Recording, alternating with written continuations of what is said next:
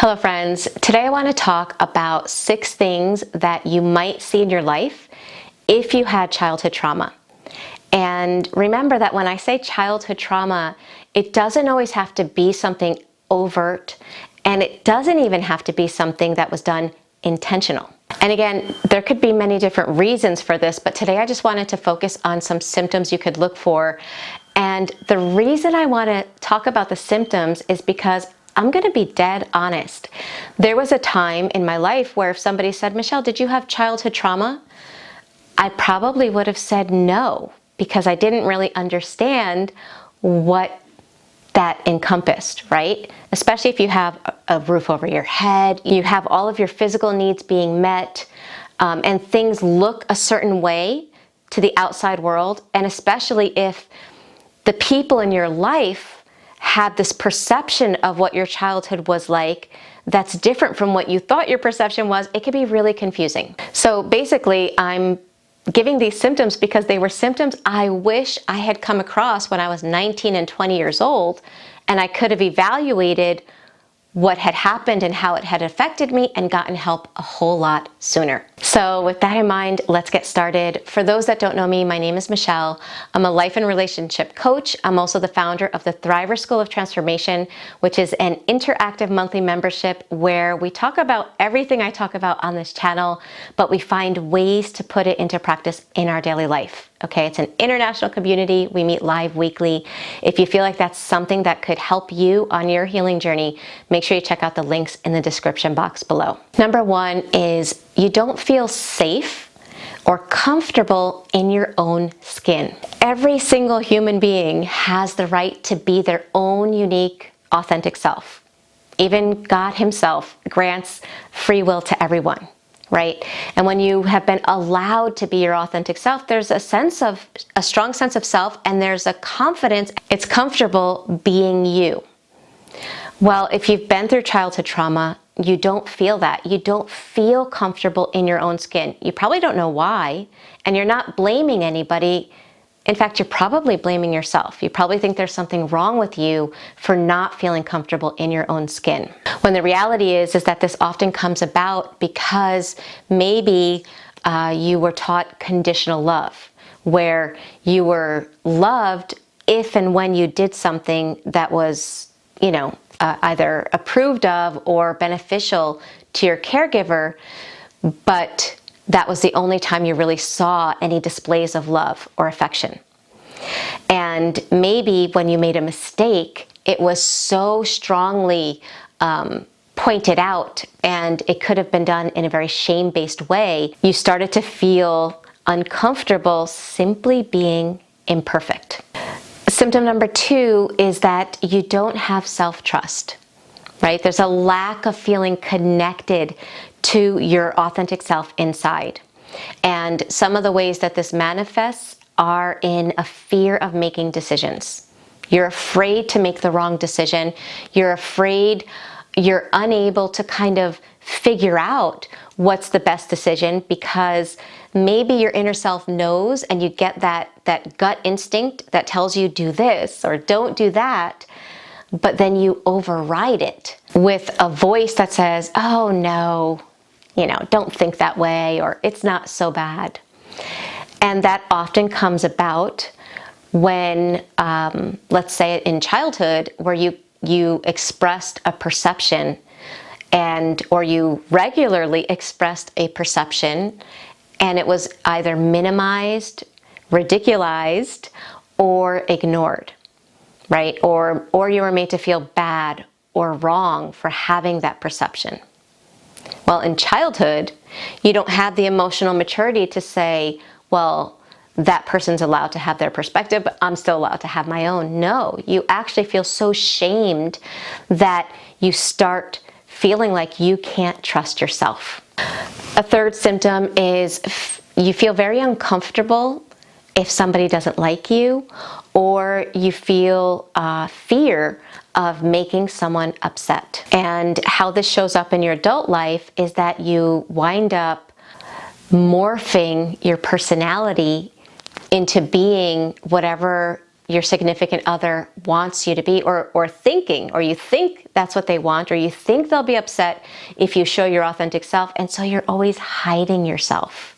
And you never really feel authentic in romantic relationships, but sometimes you don't even feel authentic with your friends. I remember a time where I was thinking, wow, I have these friends and they feel so close to me because they share everything with me, but they don't even know me.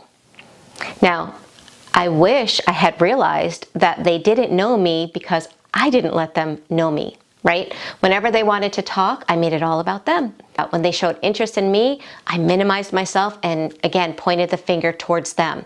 So I was never myself in those friendships. So there's that lack of authenticity where you don't reveal your authentic self. And maybe you're like a puzzle.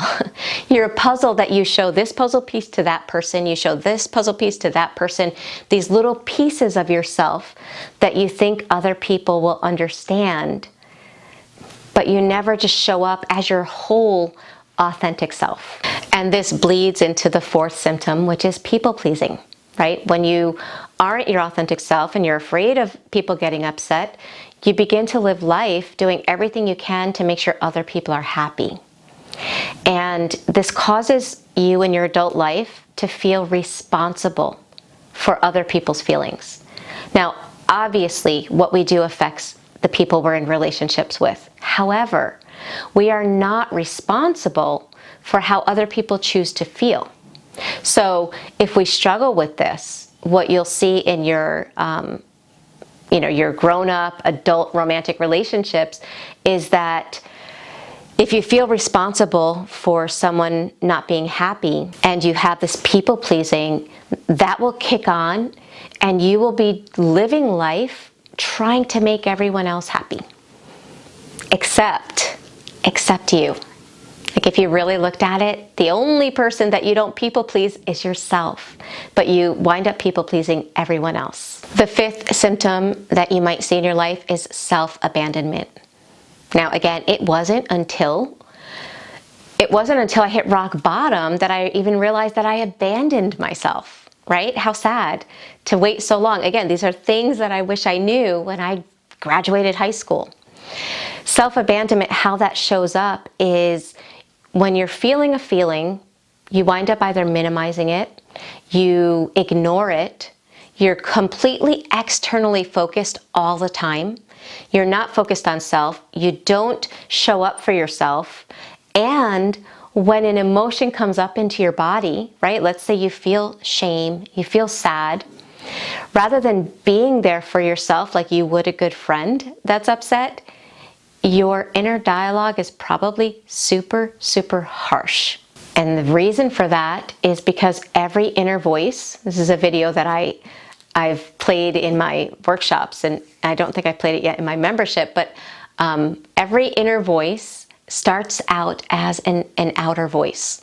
In other words, if in your childhood you were told things, you're so stupid, you never do anything right, you're gonna fail, why do you even bother, you're such a this, you're such a that. Well, guess what? If you listen to your inner dialogue, even if the people in your childhood that hurt you aren't around, you're probably finishing the job because you may have internalized that inner dialogue. And when you're feeling down and you need to feel better, you wind up kicking yourself when you're down, because that's what happened in childhood. So if you notice that, then again, these are the side effects from childhood trauma that we need to address. We need to address these things, because if we don't, we will continue to play out the patterns, the beliefs, the programs that unhealthy people kind of installed in you. You wind up playing them throughout your life in every aspect of your life, whether it's career, relationships, family. It winds up being generational. So we definitely want to take, bring this into our conscious awareness so we could start changing it. And the last thing that I wanted to mention is, especially if you had a childhood where there were narcissistic dynamics, you have fear of emotions that don't make sense. In other words, you fear emotions that you shouldn't have to fear, like happiness, okay? If anyone fears being happy, if anyone fears success because they're afraid something horrible is going to happen, it's probably because in your childhood, anytime you were happy, that was when the shoe dropped. I always get phrases wrong, right? The shoe drops. That's when something negative or bad happened. So what happens is your brain starts associating happiness with something bad happening, and now you're an adult and you actually shy away from things that make you happy because of the body sensations that come up inside of you as a result. So evaluate if maybe you did go through some emotional trauma, and there's no need to like focus or stay focused on the why. It's more important to notice it, to bring it into your conscious awareness, and then start to do something about it. Because as challenging as these behaviors and symptoms can be, as much as they have stolen happiness, right, from your life, from your relationships, you can change them. You can overturn these old patterns and create new ones. And if you're struggling to do that on your own, I end every video now saying the same thing. Make sure you check out the Thriver School of Transformation, because that's what we do. Every month we take some aspect of how narcissistic abuse, how complex PTSD has changed who we really are, and how it's kind of taken from the life that we want to live, and we find ways to create new patterns, new beliefs, new actions, new thought processes, so that we can live the best life that we can as our most authentic self. So I always leave the link for anyone that wants to join this beautiful international community.